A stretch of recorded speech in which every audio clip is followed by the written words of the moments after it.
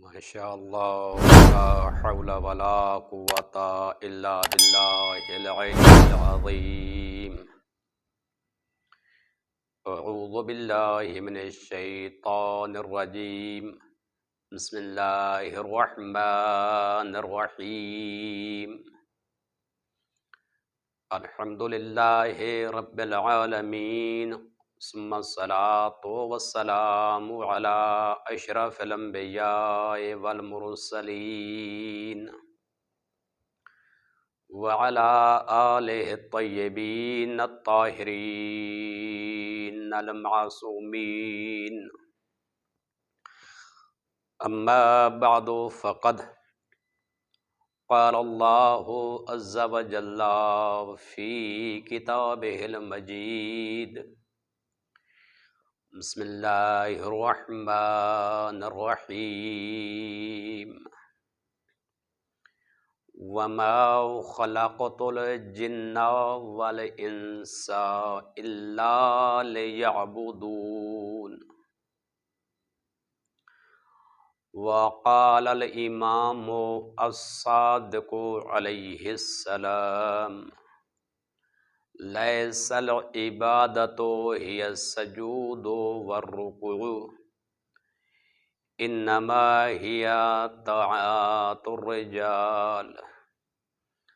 من اطاع المخلوق فی معصیۃ الخالق فقد عبدہ۔ میرے محترم سامعین، مومنین کرام، آپ کی خدمت میں قرآن مجید کی سورہ ذاریات سے ایک آیہ کریمہ تلاوت کرنے کا شرف حاصل کیا، جس میں ارشاد پروردگار ہو رہا ہے کہ وما خلقت الجن والانس الا لیعبدون، میں نے جنوں اور انسانوں کو فقط اور فقط اپنے عبادت کے واسطے خلق فرمایا۔ پروردگار عالم نے اپنی کتاب قرآن مجید کے اندر بہت سارے مقامات پر اپنی عبادت کا تذکرہ فرمایا۔ کسی جگہ پہ ارشاد فرمایا بسم اللہ الرحمن الرحیم، وَقَضَى رَبُّكَ أَلَّا تَعْبُدُوا إِلَّا إِيَّاهُ وَبِالْوَالِدَيْنِ إِحْسَانًا، تمہارے پروردگار عالم نے فیصلہ کیا ہے کہ تم اس کے سوا کسی کی عبادت نہ کرو اور اپنے والدین کے ساتھ اس نے سلوک کرو۔ ایک مقام پر ارشاد فرمایا وَإِذْ أَخَذْنَا مِيثَاقَ بَنِي إِسْرَائِيلَ لَا تَعْبُدُونَ إِلَّا اللَّهَ وَإِذْ أَخَذْنَا مِيثَاقَ بَنِي إِسْرَائِيلَ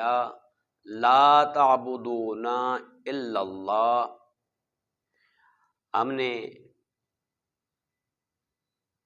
بنی اسرائیل سے عہد لیا کہ تم نے اللہ کے سوا کسی کی عبادت نہیں کرنی۔ ایک مقام پر ارشاد فرمایا ان اعبدوا اللہ ربی و ربکم، اے میرے حبیب ان سے کہہ دو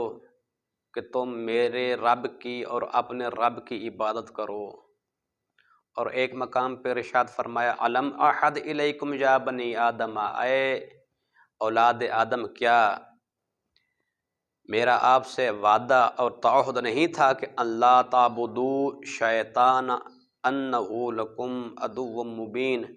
کہ تم نے شیطان کی عبادت نہیں کرنی کیونکہ وہ تمہارا کھلا دشمن ہے۔ عبادت کرنی ہے تو اللہ کی، اور ارشاد فرمایا وَاعْبُدُوا اللَّهَ وَلَا تُشْرِكُوا بِهِ شَيْئًا، تم اللہ کی عبادت کرو، اللہ کے ساتھ کسی کو شریک نہ ٹھہراؤ۔ اور ایک مقام پر ارشاد فرمایا ان الذین عند ربک لا یستکبرون عن عبادتہ ویسبحونہ ولہ یسجدون۔ اور ایک مقام پر ارشاد فرمایا بسم اللہ الرحمن الرحیم یا ایہا الناس اعبدوا ربکم الذی خلقکم والذین من قبلکم لعلکم تتقون، اے لوگو اس اللہ کی عبادت کرو اپنے اس رب کی عبادت کرو، الذی خلقکم، وہ رب جس نے تمہیں خلق فرمایا، والذین من قبلکم، اور وہ رب جس نے تم سے پہلے لوگوں کو خلق فرمایا، تم سے پہلے والے مخلوق کو خلق فرمایا۔ عبادت کیوں کرو؟ لعلکم تتقون، تاکہ تم متقی اور پرہیزگار بن جاؤ۔ اب سوال یہ پیدا ہوتا ہے کہ عبادت سے کیا مراد ہے، کیسے ہم نے عبادت کرنی ہے؟ تو جو روایات سے مستفاد ہے اور علماء کے اقوال سے جو مستفاد ہوتا ہے وہ یہ ہے کہ ہر وہ عمل، ہر وہ نیک عمل، ہر وہ اچھا عمل جس کے ذریعے انسان کو اللہ کی معرفت ہو جائے، وہ عمل عبادت کہلاتا ہے۔ اور عبادت کی دو قسمیں ہیں، ایک عبادت جس کا تعلق انسان کی فکر، عقل اور قلب کے ساتھ ہے، عبادت کی وہ قسم کہ جس کا تعلق انسان کے اعضاء و جوارح کے ساتھ ہے، جیسے نماز پڑھنا، روزہ رکھنا، حج انجام دینا یا دیگر افعال خیر انجام دینا جن کا تعلق اعضاء و جوارح کے ساتھ ہے، تو یہ عبادت فعلی ہے۔ اور عبادت عقلی، فکری اور قلبی سے کیا مراد ہے؟ یعنی فکر کرنا، سوچ و بچار کرنا، اللہ کے بارے میں فکر کرنا، اللہ کے امور میں تدبر کرنا، اللہ کی کائنات کے بارے میں غور اور فکر کرنا، نظام ہستی کے بارے میں غور و فکر کرنا، خدا کی معرفت کے بارے میں سوچنا۔ اور اس عبادت کے متعلق پروردگار عالم نے ایک مقام پر ارشاد فرمایا، وَاعْبُدْ رَبَّكَ، اے میرے حبیب اپنے رب کی عبادت کر، حَتَّى يَأْتِيَكَ الْيَقِينُ، یہاں تک کہ تجھے یقین پیدا ہو جائے۔ اور عالم کائنات میں سب سے زیادہ جس ہستی کو یقین تھا اور وہ یقین کی منزل پر فیض تھی، وہ ہیں حضرت محمد مصطفیٰ صلی اللہ علیہ وآلہ وسلم، کہ جو یقین کے کمال پہ فیض تھے۔ اور ان کے بعد جو ہستی ہیں وہ ہیں مولا علی علیہ السلام، جو ارشاد فرماتے ہیں کہ میں یقین کی اس منزل پہ فیض ہوں، لو کشف الغطاء لمزدت یقینا، اگر دنیا کے تمام حجابات کو ہٹا دیا جائے، میں اتنا کامل الیقین ہوں، اگر تمام حجابات ہٹ جائیں تو میرے یقین میں ذرا بھر اضافہ نہیں ہوگا۔ حضرت امام جعفر صادق علیہ السلام نے بھی ارشاد فرمایا کہ عبادت فقط سجدے کرنا، رکوع کرنے کا نام نہیں ہے، بلکہ عبادت مردوں کا یعنی بندگان کا اللہ کی اطاعت کرنا ہے۔ اور جس شخص نے اللہ کی معصیت میں مخلوق کی اطاعت کی، ایسے سمجھے کہ گویا اس نے مخلوق کو ہی اپنا معبود مان لیا ہے اور وہ مخلوق کا عبد بن گیا ہے۔ اور امام رضا علیہ السلام ارشاد فرماتے ہیں کہ لیس العبادہ کثرت الصیام والصلاۃ، عبادت جو ہے وہ کثرت کے ساتھ نمازیں پڑھنا، کثرت کے ساتھ روزے رکھنا نہیں، وَإِنَّمَا الْعِبَادَةُ كَثْرَةُ التَّفَكُّرِ فِي أَمْرِ اللَّهِ، کثرت روزہ اور کثرت نماز کا نام عبادت نہیں، بلکہ عبادت کثرت کے ساتھ امور خدا میں تفکر اور سوچ و بچار کا نام ہے، خدا کے امور میں غور اور فکر کرنے کا نام عبادت ہے۔ عبادت کے بہت ساری قسمیں ہیں، بہت ساری قسمیں ہیں، جتنی آپ تصور کر سکتے ہیں۔ ہر وہ اچھا کام، جیسے کہ پہلے بھی عرض کیا ہے کہ ہر وہ اچھا کام کہ جس کے ذریعے اللہ کی پہچان ہو جائے، وہ عبادت خدا شمار ہوتا ہے۔ تو رسول خدا صلی اللہ علیہ وآلہ وسلم نے ارشاد فرمایا کہ العبادت 70 اجزاء، عبادت کے 70 اجزاء ہیں، 70 مرتبے ہیں، 70 اقسام ہیں۔ افضلها جزءا طلب الحلال، ان 70 اجزاء عبادت میں سے افضل ترین جز عبادت رزق حلال کا طلب کرنا ہے۔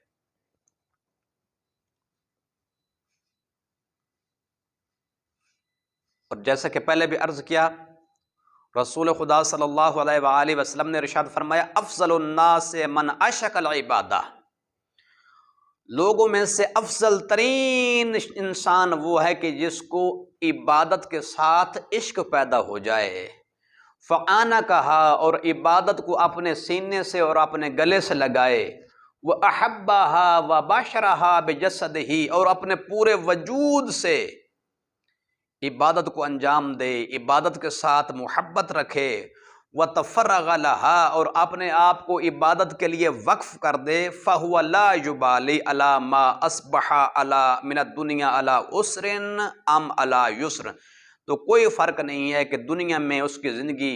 آسانی کے ساتھ گزرے یا تنگی کے ساتھ گزرے، جو شخص عبادت کے ساتھ عشق پیدا کرتا ہے وہ لوگوں میں سے افضل ترین انسان ہے۔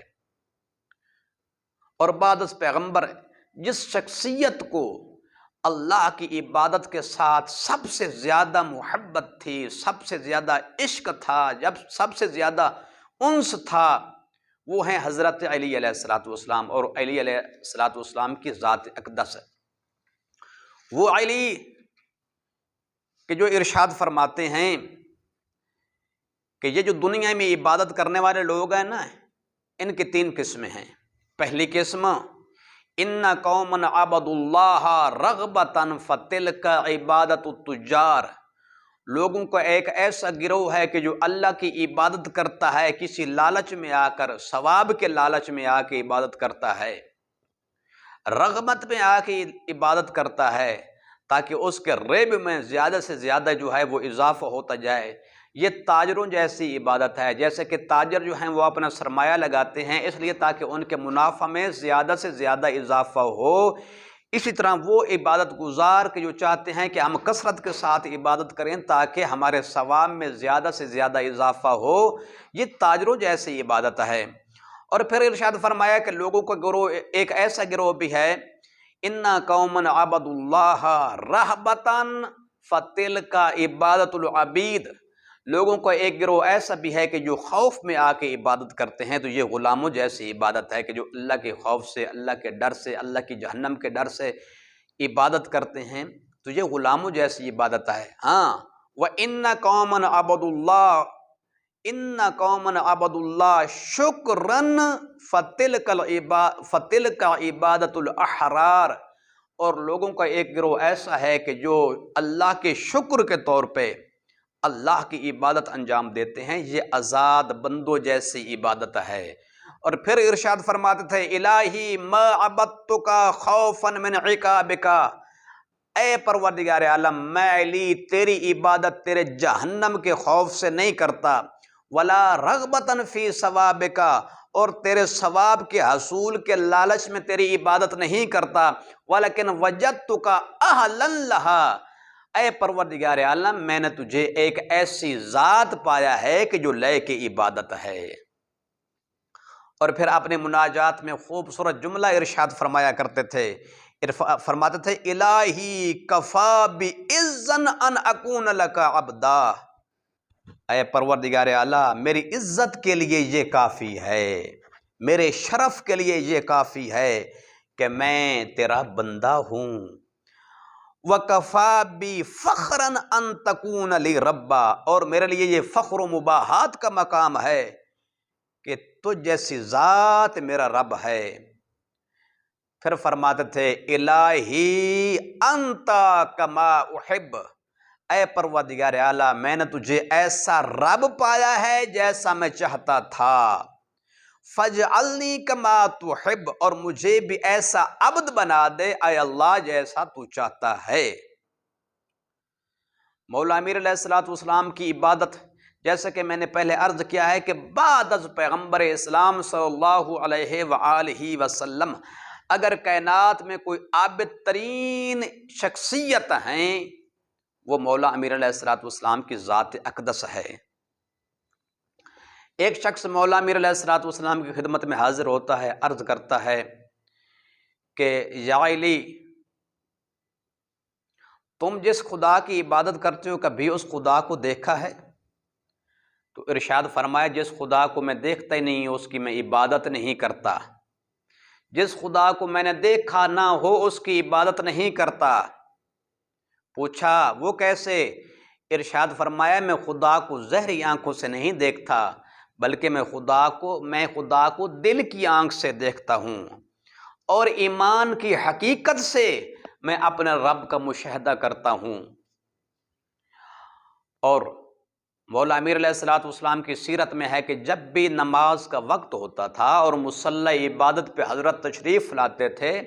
حضرت کے چہرے کا رنگ متغیر ہو جاتا تھا اور آپ کے بدن میں لرزہ طاری ہو جاتا تھا۔ پوچھنے والے پوچھ رہے تھے کہ یا علی، آپ کی یہ کیفیت ایسے کیوں ہو جاتی ہے؟ تو ارشاد فرماتے تھے کیا آپ کو پتہ نہیں ہے کہ امانت کے ادا کرنے کا وقت آ گیا ہے؟ وہ امانت جس امانت کا بوجھ نہ زمین برداشت کر سکی، نہ آسمان برداشت کر سکا، نہ بلند و بالا پہاڑ برداشت کر سکے، اس امانت کا بوجھ برداشت کیا ہے ایک ضعیف بیچارے انسان نے، اور میں پروردگار عالم کی بارگاہ میں اس امانت کو ادا کرنے کے لیے جا رہا ہوں۔ ڈرتا ہوں کہ کہیں امانت صحیح طور پہ میں ادا نہ کر سکوں، اس لیے میرے جسم میں، میرے وجود میں لرزہ پیدا ہوتا ہے کہ میں نے اللہ کی بارگاہ میں اس امانت کو ادا کرنا ہے۔ اور امام سجاد علیہ الصلوۃ والسلام کے سامنے جب آپ کے فرزند نے یہ عرض کی کہ بابا جان آپ بیمار ہیں، مریض ہیں، کمزور ہیں، اپنی عبادت کو کم کیجئے، تو امام علیہ الصلوۃ والسلام نے اپنے بیٹے کو حکم دیا جاؤ اپنے دادا علی ابن ابی طالب کی عبادت والا صحیفہ لے آؤ۔ جب مولا کی عبادت والا صحیفہ لایا گیا تو امام سجاد علیہ الصلوۃ والسلام نے اس صحیفہ کو کھولا اور فرمایا کہ اے فرزند، دیکھو آپ کے دادا علی کی عبادت کہاں اور میری عبادت کہاں۔ اور روایت میں ہے کہ مولا امیر علیہ الصلوۃ والسلام کے 500 درخت خرما کے تھے، اور ہر درخت کے نیچے 2 رکعت نماز ادا کیا کرتے تھے۔ گویا مولا امیر علیہ الصلوۃ والسلام 1000 رکعت نماز نوافل جو ہے وہ دن میں پڑھا کرتے تھے۔ اور ایک مرتبہ جیسے کہ مولا کا معمول ہوتا تھا کہ راز و نیاز اور مناجات کے لیے کبھی جنت البقیع میں جاتے تھے اور کبھی کسی باغیچے کی طرف جاتے تھے اور تنہائی میں اپنے رب کے حضور مناجات کرتے تھے۔ ایک دفعہ